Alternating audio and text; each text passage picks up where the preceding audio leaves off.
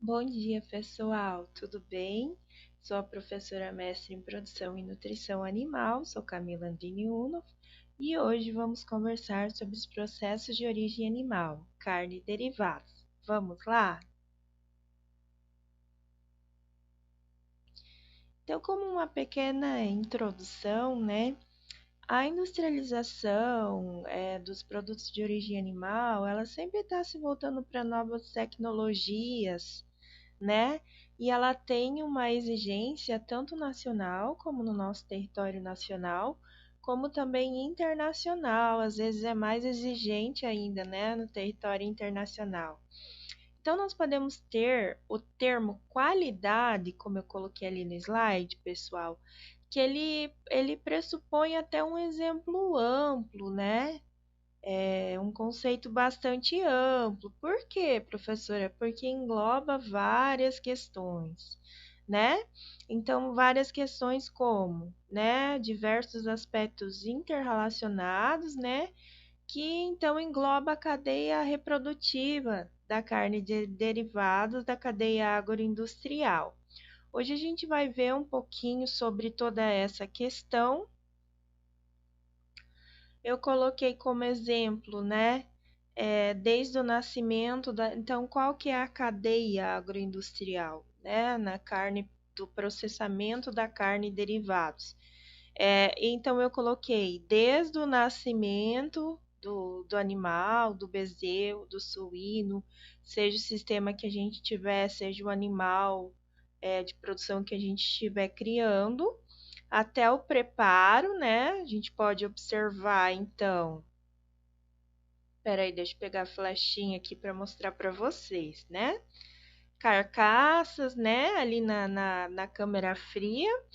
Aqui na sala de preparos, os cortes de carne, que já é na nossa mesa, né? Do consumidor.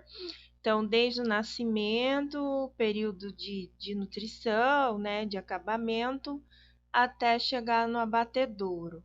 Então, é um processo amplo, por quê? Porque engloba várias etapas da vida do animal e o processamento da carne em si. Ok, pessoal? Então, a qualidade é uma medida das características desejadas, né, da carne pelo consumidor. Então, eu não vou comprar uma carne se não tiver qualidade, é fora de questão isso. A qualidade de origem animal, ela pode ser percebida pelos atributos sensoriais. Então, quais seriam esses atributos sensoriais? Então, cor, textura, suculência, sabor, odor e maciez. Aqui a gente entra também muito a questão da maciez e da textura, né? Que a gente chama de marmoreio, né? O que é o marmoreio? Até coloquei aqui, gente, que ocorre a oxigenação, né? A oxidação em relação aos processos sensoriais da carne. Então, aqui a gente tem uma cor desejável, né? Uma textura, uma cor desejável. Aqui já não é tão desejável, por quê? Porque não houve oxigênio suficiente, né? E aqui então ocorreu a oxidação, então é quando a gente encontra aquela carne escura, preta, muito feia. Na realidade, a nossa cor desejável é essa, né? Então, isso tudo engloba os atributos sensoriais, né? Cor, textura, suculência, sabor, odor, maciez, o marmoreio, né? A gordura entre o músculo que deixa a carne bem saborosa. Então, para essas condições aqui, nós temos valores, né? A gente avalia a carne, nós avaliamos e nós testamos todos esses atributos sensoriais. Por exemplo, a pessoa entra na cabine e ela vai testar a cor, vai testar a textura, a suculência, o sabor, o odor, a maciez. Então, é uma avaliação bem legal. Quando as aulas voltarem, a gente poderia estar fazendo um dia, né, essa avaliação sensorial da carne. Seria bem legal testar. Qual é a parte nutricional, então? Quantidade de gordura, perfil de ácidos graxos, porcentagem de proteína, minerais, vitaminas. Aqui eu estou relacionando mais, pessoal, é como se a gente tivesse um selo ali, né? Como nos outros alimentos, né? Então, composição nutricional, todo alimento tem. Então, vai ter lá a quantidade de gordura, 0%, zero alguma coisa, né? Perfil de ácidos graxos, que é muito desejável, muito nutricional, traz muitas propriedades para o nosso organismo, ajuda na produção de hormônios, né? A carne, pessoal, ela é muito rica em constituintes nutricionais para o ser humano. Então, porcentagem de proteína vai estar lá em cima, altíssima, né? Minerais e vitaminas. A gente pode perceber que é um alimento completo, completo. Então tem gente que fala assim que o ser humano ele não está adaptado para carne, é mentira. Nós somos muito bem adaptados para esses constituintes nutricionais, ok? Espera só um pouquinho que eu vou passar o slide. Isso. A qualidade é uma medida das características desejadas pelo consumidor, né? Então, como eu falei antes. Então, nós temos também os tecnológicos. O que é tecnológico? É quando a gente coloca um pouco de tecnologia na qualidade. Como que a gente faz isso? Através do pH, gente. Então, quando as carcaças elas estão na câmara fria, após o abate, logo após o abate, é feito medidas de pH, né? Então, como eu já trabalhei dentro da batedora com qualidade, a gente coloca o pH no músculo dorsi, né? Que é o longíssimos dorsi. Então, o pH ele fica muito bem equilibrado. Então, nesse músculo, nesse longíssimo dorsi, você coloca o pHmetro e você espera o valor do pH. E aí você anota. Então, mais tarde você vai de novo, pH. 24 horas depois, o pH. Então, você consegue fazer essa avaliação de pH. Então, pH é capacidade de retenção de água, né? Então, ali eu coloquei um esqueminha para vocês entenderem melhor. Então, o pH, pessoal, ele vai fazer o quê? Ele é o fator limitante para os diferentes micro-organismos capazes de se desenvolver no alimento, né? Micro-organismos, patógenos. Então, o pH 4, 5, ele ainda é esperado, né? Abaixo disso, 3, 4, 4,2, 2, ele já está muito influenciado para que esses patógenos então entrem nessa carne. Então, não é desejável que seja um pH muito baixo, por isso que nós temos que fazer a avaliação do pH. Além do pH, a gente tem os processos sanitários, né? A questão das zoonoses, das doenças, então, como ausência de tuberculose, salmonelas, Escherichia coli, né? Então, como que faz isso? É muito sério, a gente faz algumas avaliações, alguns testes. Essa carne tem que estar com selo de qualidade, né? Que não passe nenhuma doença para o consumidor. Se ela tiver qualquer risco de doença, ela é eliminada. Ela não entra para a cadeia produtiva dentro do abatedouro. Então, a ausência de resíduos químicos. O que seriam esses resíduos químicos, né? Muitas vezes, pessoal, é que eles falam do cupim, né? Que o cupim muito saboroso.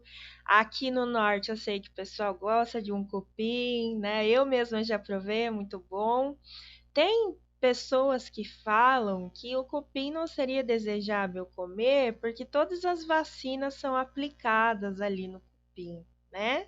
Então teria resíduos químicos, né, como antibióticos. Pessoal, essa questão do hormônio é um paradigma. Por quê? Porque a gente não usa hormônio, né, na nutrição animal.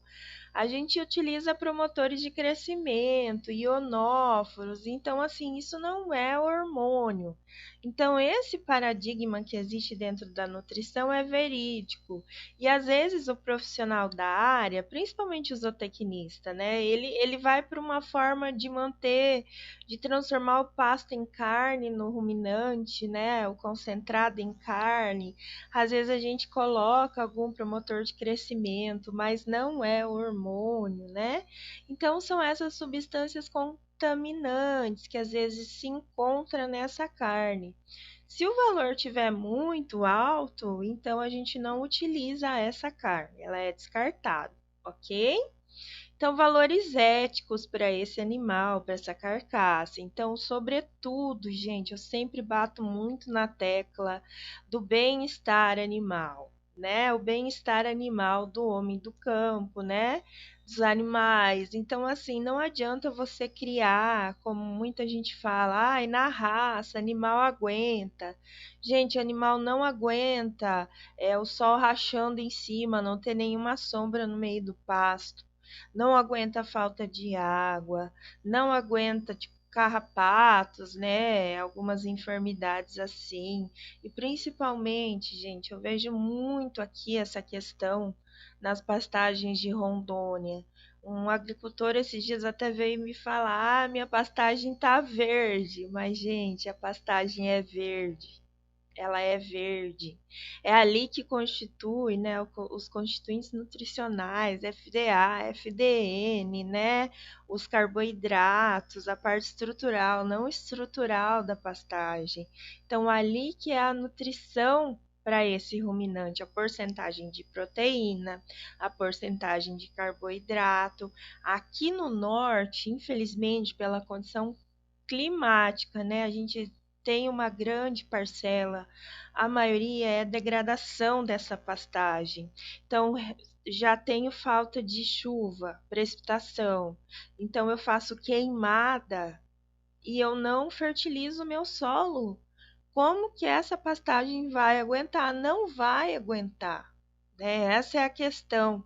Eu acho que é uma questão de conhecimento e cultural aqui no norte, porque lá no sul a gente não vê isso. Ah, professora, mas lá no sul tem muita chuva.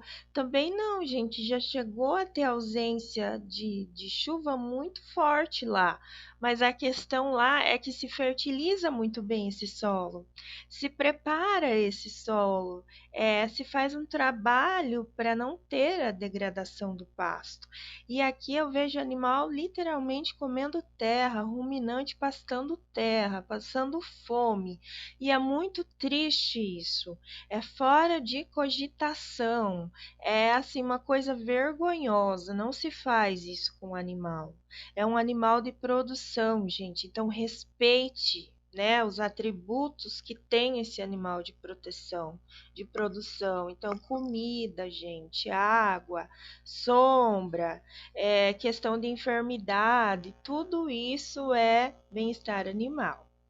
Preservação do ambiente também, né? Se o ambiente vai ou não afetar a produção, né? A sustentabilidade, a questão de poluição ambiental.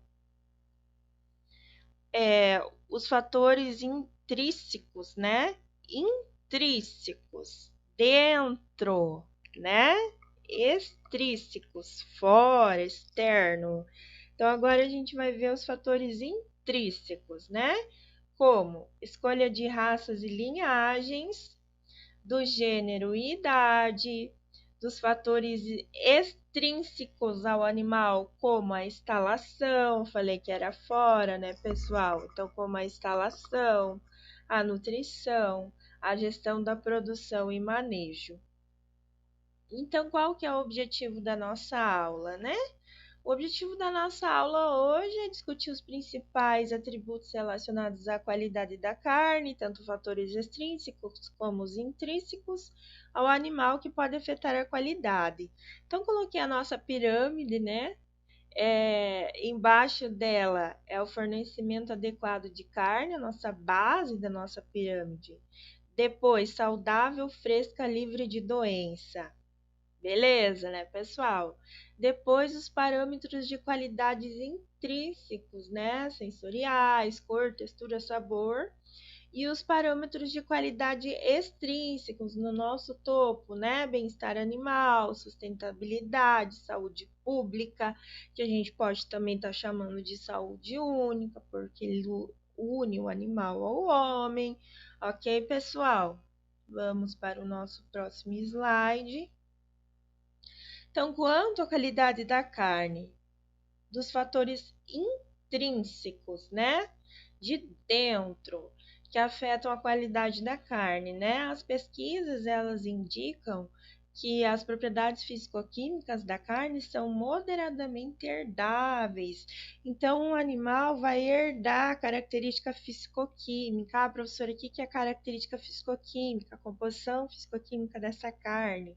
Fator sensorial, cor, sabor, odor, marmoreio, né? Assim, o estudo do melhoramento genético dentro da qualidade da carne é muito importante, porque eu posso pegar a aptidão, né? Um animal com uma altura de abdômen grande, significa que esse animal é alto, professora? Não, significa que ele vai ter bastante deposição de carne, né? O marmoreio, quer dizer, deposição de gordura intramuscular, é a terminação tão desejada, gente, dentro da qualidade da carne, né, da pecuária de corte. Então, assim, são coisas que estão correlacionadas e que são muito, muito, muito importantes para a nossa produção. Ainda quanto aos fatores intrínsecos, né, que afetam a qualidade da carne. Então, o primeiro é a precocidade da raça, linhagem, totalmente melhoramento genético.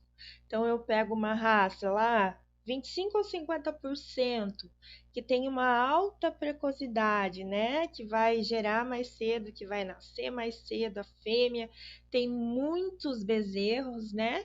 E ela faz esse desmame com o bezerro já num peso muito maior do que antes. Então, isso tem uma precocidade, né? Para pegar tanto peso ao desmame quanto o número de filhotes, né?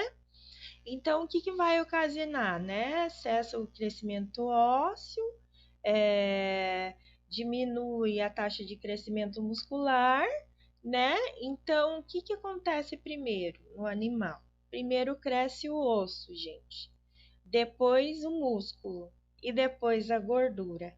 Então, quando eu tenho uma qualidade de carne, né, que eu tenho a precocidade pouca, né, então coloquei ali, pode ser definida como a velocidade que o animal atinge a puberdade. Em relação a fêmeas, então, número de fêmeas, número de filhotes depois da desmama, seja com 60 ou 67. Então, esse animal sai da desmama, né? Ela tem uma aptidão materna, né? Muito importante, puberdade, aptidão materna. O macho trabalha muito bem, né? Monta natural, sempre que precisa ele tá lá, porque ele tem uma alta taxa de puberdade, uma aptidão para carne, uma capacidade de marmoreio. Então é isso tudo que a gente deseja dentro da pecuária de corte. Ainda quanto aos fatores intrínsecos, né? Eu coloquei um exemplo. Em bovinos, a precocidade é importante porque o animal deverá ter grau de acabamento de carcaça. Então, é a terminação, o acabamento, a espessura da gordura subcutânea. Esse é o marmoreio, gente, que deve ser de 2,5 a 3 milímetros, né? Então, assim, a gente tem um medidor, pessoal, que a gente faz o corte, certos cortes que a gente utiliza e a gente mede ali esses milímetros. Então, é através daí que a gente faz a avaliação, né? Em relação ao resfriamento da carcaça, se eu resfriar muito rápido essa carcaça após o abate, eu vou ter uma diminuição muscular na gordura, uma diminuição nesse corte, o que não é desejável, porque eu vou perder Então, né, esse acabamento, essa terminação. Então, a gordura subcutânea funciona também como um isolante térmico, né? Diminuindo a velocidade do resfriamento da carcaça, que é muito importante. Eu não vou perder na capacidade sensorial, né? E também não vou perder em relação ao marmoreio. Evita a desidratação, a perda muito acentuada de água. A gente não pode ter uma água livre no alimento que a gente chama. Depois até vou mostrar um slide. Muito alto, mas também eu não posso ter uma perda muito grande, né? O que vai perder água, oxigênio, o que vai provocar o escurecimento dessa carne, sabe? Quando a gente vai lá no mercado tem aquela carne mais vermelhinha e a carne mais escurinha, não, eu não gosto da escura. Tem alguma coisa de errado nessa questão. É totalmente em relação à parte sensorial, gente, o psi da carne, né? E a diminuição da maciez da carne. O marmoreio tão desejado. Então, os fatores intrínsecos